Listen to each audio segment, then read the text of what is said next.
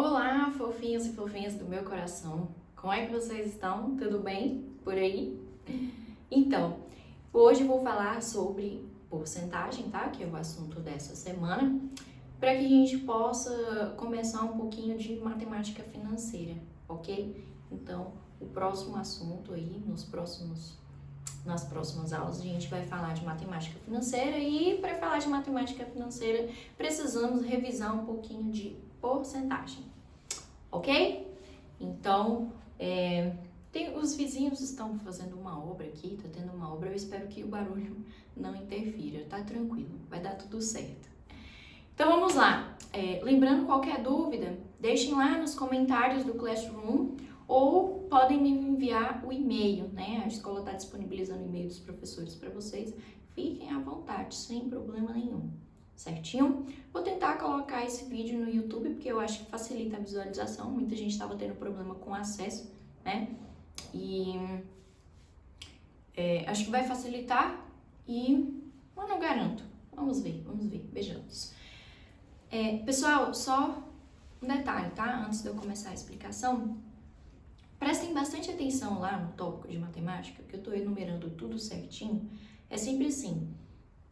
Toda quinta eu coloco material, igual de hoje, né? Eu coloco material teórico, pode ser vídeo, a maioria dos vídeos eu que gravo, mas pode ser vídeo do YouTube também, pode ser material escrito que eu elaboro, enfim, né?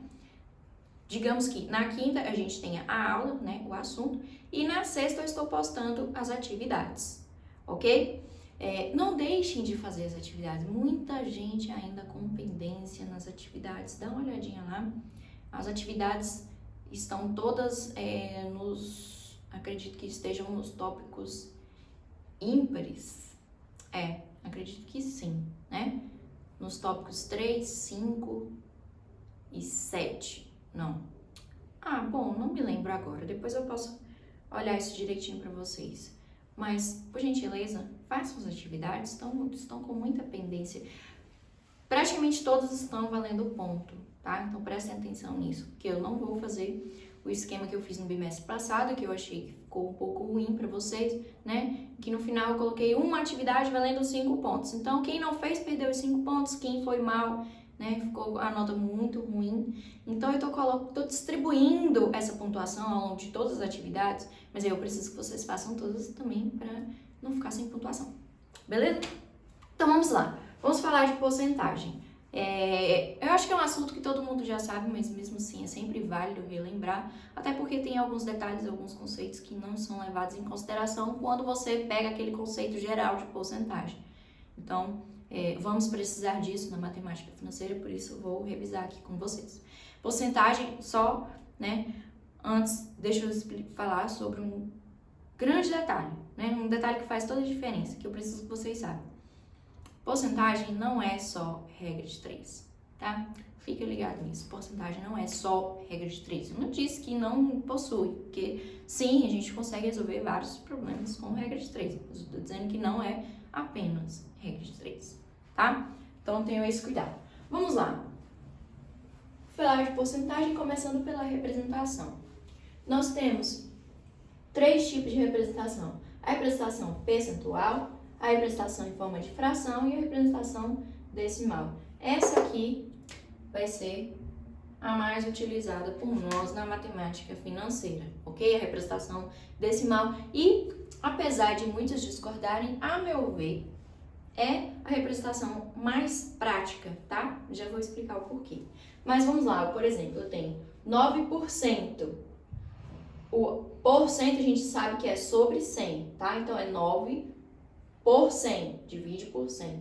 Aí quando eu efetuo efetivamente a divisão, eu tenho a forma decimal dessa porcentagem, que é 0,09. Tranquilo? A fração, se eu for colocar só em forma de fração, é preciso simplificar ao máximo a fração, tá? Deixar em fração irredutível. Aqui não precisamos, tá bom? Então, por exemplo, aqui, ó, 17,5%. É 17,5 por 100, tá? E aí eu tenho 0,175. E aí, o que acontece? Para a representação na forma decimal, a gente precisa pegar a porcentagem e dividir por 100.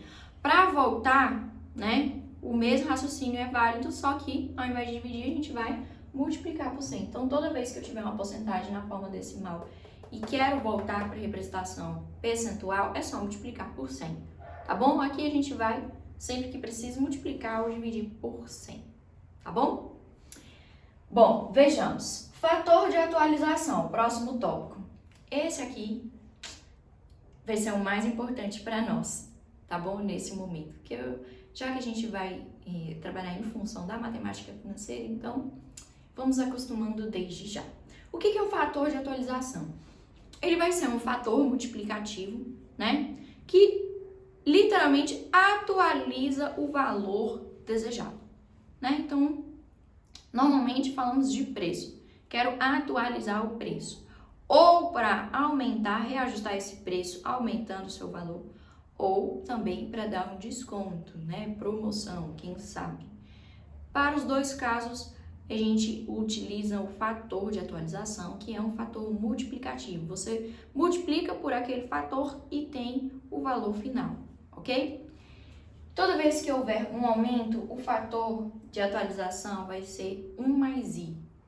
O que é o i? É a porcentagem na forma decimal, tá? Então, a gente multiplica por 1 mais i. E toda vez que houver um desconto, a gente vai multiplicar por 1 menos i. Por exemplo, né? Se eu tenho um aumento de 10%, 10% é 0,1. Então, se for para aumentar, é 1 mais 0,1, é só multiplicar por 1,1. E se for para descontar 10% também, eu vou multiplicar por 1 menos 0,1, né? Que vai ficar 0,9. Veja se faz sentido para vocês, né? Vai ficar 0,9. Por quê? Porque se eu estou tirando 10%, resta 90%, tá? Essa é a ideia. E aí, vejamos alguns exemplos. Detalhe. Qual a vantagem de utilizar o fator de atualização? Primeiro, é que se eu estou numa loja, tá tudo com 30% de desconto em cima do valor que está na mercadoria. E aí você tem que pegar a calculadora, ficar tentando calcular, né? Cada um ali, isso aqui é menos 10%, menos 30%. Então, se o desconto é de 30%, 1 menos 0,3 é 0,7. Qualquer valor que tiver ali, você simplesmente multiplica por 0,7 e aí você tem uma conta bem mais fácil para calcular o seu precinho de promoção, beleza? Essa é a primeira vantagem. A segunda é, quando eu tenho vários aumentos ou vários descontos, um seguido do outro, ao invés de, por exemplo, utilizar várias regras de 3 e ter um trabalho enorme, é só multiplicar os fatores e tá tudo resolvido, beleza? Vamos ver isso aqui nos exemplos. Então, primeiro exemplo. Eu tenho essa mania, né, de ficar mexendo o cabelo, gente, desculpa.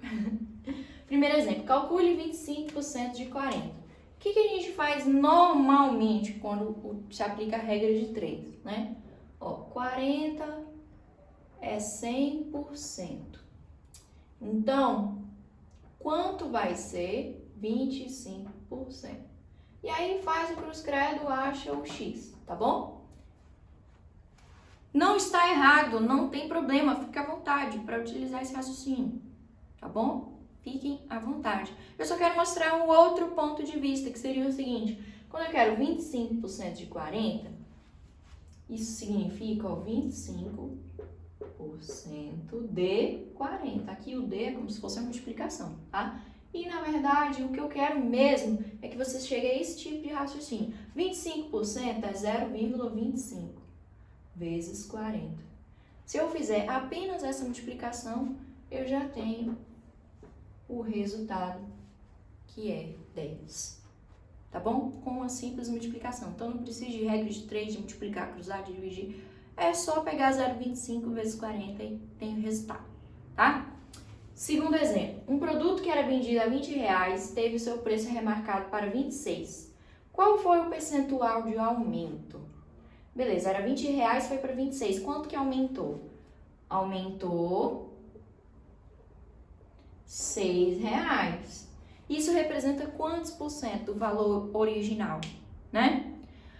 Como que eu faço essa conta? Você pode usar a regra de 3, tá? 20 é 100%. R$6 vai ser quantos por cento? Para eu saber o percentual de aumento, beleza? Mas existe uma maneira muito mais fácil de a gente calcular isso, que é só usando uma divisão.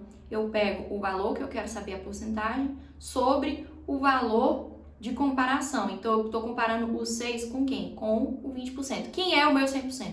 O 20%, tá bom? Então, eu pego o 6 e divido pelo meu 100%, que é o 20%. Quando eu faço essa divisão, tá? Quando eu faço essa divisão, que dá 0,3, significa, ó, multiplica por 100. Significa que o nosso aumento foi de 30%. O ideal é você já ir acostumando com essa linguagem, né? Viu o valor decimal ali, você já sabe quanto que é em porcentagem. 0,3 é o quê? 30%. Beleza? Mas fiquem à vontade para utilizar qualquer um dos dois raciocínios. Eu acho que mesmo assim, mesmo falando, vocês vão preferir a regra de 3, mas não tem problema, né? Bom, o problema da regra de 3 é só o trabalho em uma questão desse tipo aqui, ó. Qual o aumento percentual acumulado após 3 aumentos sucessivos de 10, 15, 5 e 20%? Qual o cuidado que a gente tem que ter? É que é assim, foram aumentos sucessivos, tá? Aumentou 10%, 5% e 20%. Professora, 10 mais 5, 15, né? Mais 20, então aumentou 30%. Isso é muito fácil. Não, de jeito nenhum, não faça isso, isso é errado. Por quê? Porque, olha só, eu tinha um valor inicial, aumentou 10%, beleza? Depois aumentou 5%, não do valor inicial, e sim do novo resultado. Então, a referência de porcentagem vai mudando. Por isso que eu não posso simplesmente somar. Por quê? Porque é, como diz aqui o enunciado, é um aumento acumulado, tá? E aí, quando for aumentar 20%, não é sobre o valor original. Já é depois do aumento de 10% e ainda depois do aumento de 5%. Então, o meu novo valor, a minha nova referência de aumento é outra que é muito maior do que a anterior. Então, vocês vão perceber aqui que o aumento dá mais de 35%. O mesmo raciocínio é válido para desconto, né? Eu tenho um desconto seguido do outro. Não é só somar, subtrair, ver qual foi o desconto final. Não é isso. Por quê?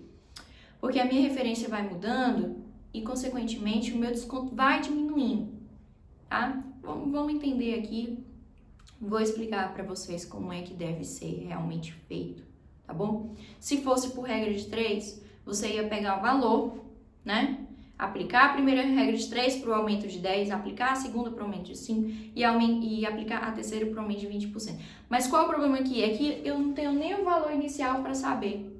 Eu só tenho a porcentagem, né? Então, como que a gente resolve esse tipo de situação de uma maneira bem mais prática? Usando o fator de atualização, ok? O aumento de 10% significa que eu vou multiplicar, ó, esse vai ser o nosso fator. Eu vou multiplicar por 1 mais 0,1 vezes o aumento de 5%, 1 mais 0,05, né, que é 5 sobre 100, vezes 1 mais 0,2, que é o 20%, ok? Então, o fator de atualização vai ser 1,1 vezes 1,05 vezes 1,2. Ok? Vou calcular aqui, que também essas contas aí, né? Também não sou calculadora, galera. Então, ó, eu tenho 1,1 vezes 1,05 vezes 1,2. Isso dá 1,386. Que significa esse 1,386 afinal? O 1, ele é o nosso 100%, tá? O 1, ele é o nosso 100%. Eu tinha 100% e agora eu tenho, se eu multiplicar por 100, eu tenho 138,6%. Ó, isso significa 138,6%. Em comparação ao meu 100%, quanto que aumentou? Aumentou 38,6%. Ok? Então, tá vendo? Ó, deu mais de 35. o aumento real acumulado aí é de 38,6%. O mesmo raciocínio é válido para desconto, né? Então, observem que aqui eu tirei o 100%, tá? Se for desconto, se, por exemplo, seu fator der 0,7, se você tinha 100% e agora tem 70%, significa que o desconto foi de 30%, tá bom? E para fechar aqui, quarto e último exemplo, uma mercadoria teve seu valor reajustado em 60%. Reajuste sempre é para mais, né? Reajuste de preço a gente considera para cima, tá bom? Qual o desconto sobre o novo preço? Sobre o novo preço, tá? Para que retorne ao valor inicial. Então, aumentou 60%. Quero voltar ao valor original. Eu vou só tirar 60%? Não. Por quê? Porque eu estou dando desconto sobre o novo valor. É uma outra referência de preço, né? Aumentar 60% de X. Aumentei 60% de X. Ok? Então, eu tenho um novo valor Y.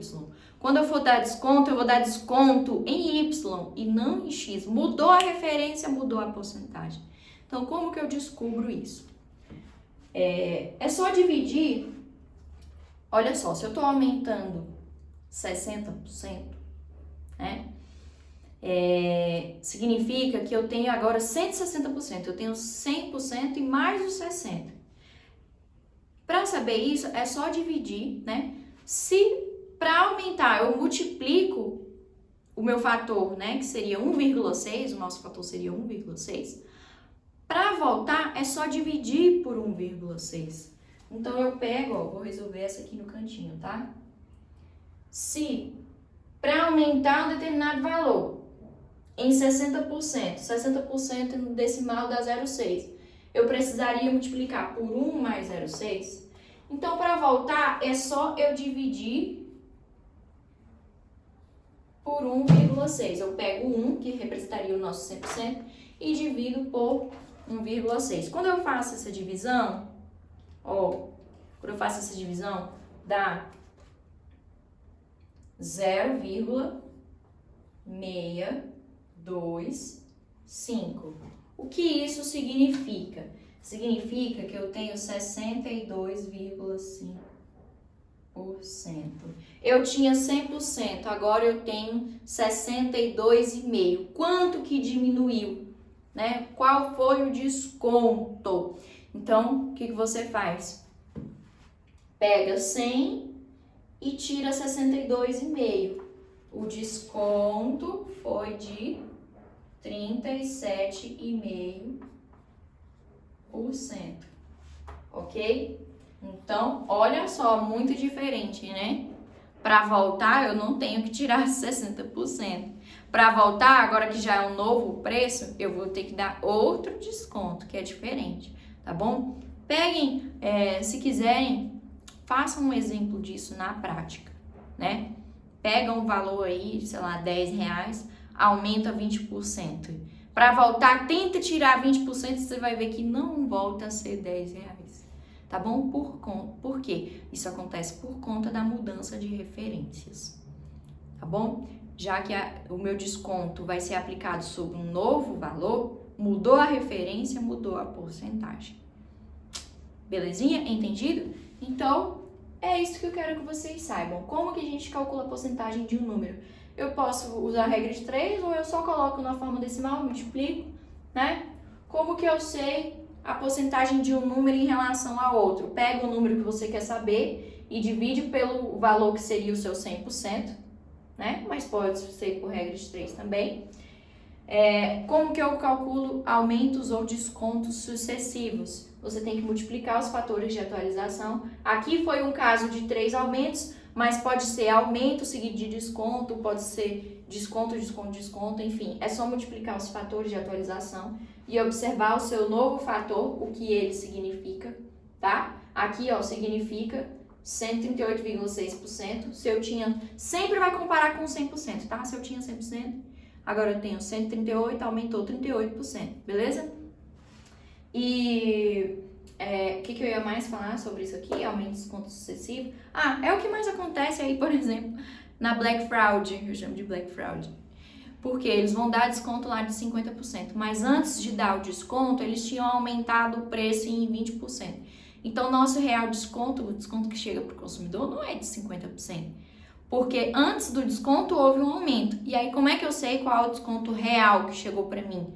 Multiplica os fatores de atualização, né? O aumento de 20% seria 1,2. Vezes o desconto de 50% seria 0,5. O resultado seria dá 0,6, né? 0,6 significa que eu tenho 60%. Qual é o real desconto se eu tenho 60%? O real desconto foi de 40%. Beleza? Eu acabo falando demais, eu vou empolgando aqui nas ideias. Mas é isso. Para saber o real aumento ou desconto acumulado, quando eu tenho um seguido do outro, multiplique os fatores de atualização. Tá bom? Porque você só pode fazer isso quando a referência não é a mesma, tá? E quando eu tenho um aumento e quero voltar ao valor inicial, como é que eu descubro qual o verdadeiro desconto que tem que ser concedido? Você pega 1 e divide, né, pelo valor do aumento, ou poderia ter sido o desconto. Divide pelo fator, tá bom? Aqui, no nosso caso, 1 dividido por 1,6 deu 0,625. Significa 62,5%. Sempre compare com 100%. Eu tinha 100%, agora eu tenho 62,5%. Então, houve uma queda de 37,5%. Belezinha? Só isso aqui, gente. Bem tranquilo. Já é suficiente para fazer a atividade de amanhã. Não deixem de fazer, tá bom? Beijo, beijo. Fiquem com Deus. Qualquer dúvida é só mandar.